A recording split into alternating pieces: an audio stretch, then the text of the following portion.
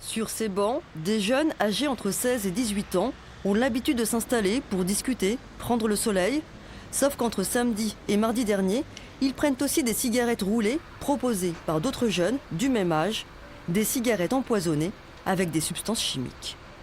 Selon les personnes, les réactions ne sont pas tout à fait les mêmes. Il y a certaines victimes qui ont réagi de manière comateuse, c'est-à-dire qu'elles se sont évanouies et étaient dans un état plutôt léthargique. Et d'autres victimes ont eu une réaction plutôt exacerbée, euphorique, dont celle, je vous parlais tout à l'heure, qui a mangé du gravier.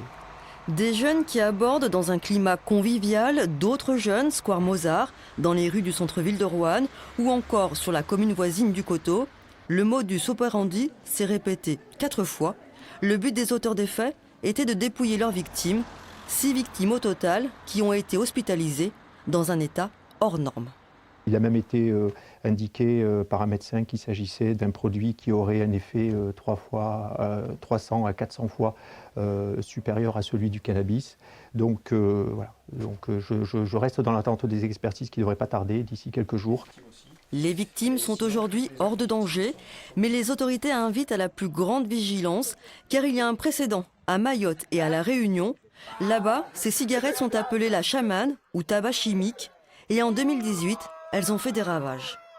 Il y a une dégénérescence, il y a une addiction rapide qui conduit effectivement les individus à s'automutiler ou à complètement, perdre tout rapport à la nourriture, tout rapport à la boisson et à se prostrer même et à ne plus avoir effectivement de vie sociale. À Roanne, les auteurs des faits ne sont toujours pas identifiés. Ils étaient systématiquement hors du champ de vision des caméras de vidéosurveillance, ce qui laisserait entendre qu'ils connaissent bien les lieux. Une enquête a été ouverte pour vol aggravé et administration de substances nuisibles.